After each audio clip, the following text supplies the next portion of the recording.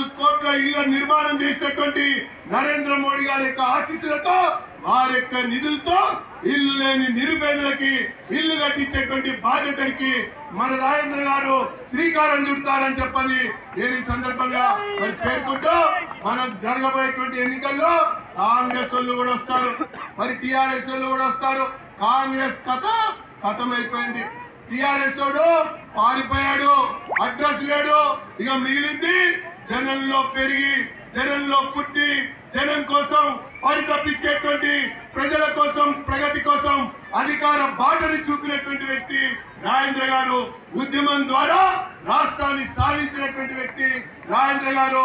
ఈరోజు భరతమాత ఒడిలో కమలం పువ్వు చేతబట్టి మన ముందుకు వస్తున్నటువంటి సందర్భంలో నరేంద్ర మోడీ గారికి మద్దతుగా ఆ యొక్క ప్రధాని మరొకసారి ప్రభుత్వంకి రావాలంటే మన మల్కాజ్గిరి నుంచి మనందరి అభ్యర్థి మన యొక్క ఈటల రాజేంద్ర గారిని లక్షల మెజారిటీతో గెలిపించి రేవంత్ రెడ్డిని అడ్రస్ లేకుండా చేయాలి, కేసీఆర్ ని టీఆర్ఎస్ ఇచ్చి ఎల్లగొట్టాలని చెప్పని నేను మీ అందరికి కూడా మనవి చేస్తాను.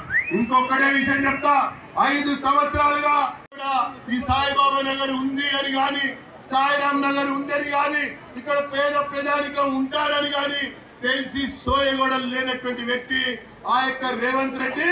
ఆయన వారసులని ఎవరొచ్చినా కూడా వెళ్ళగొట్టాలి, తరిమి కొట్టాలి.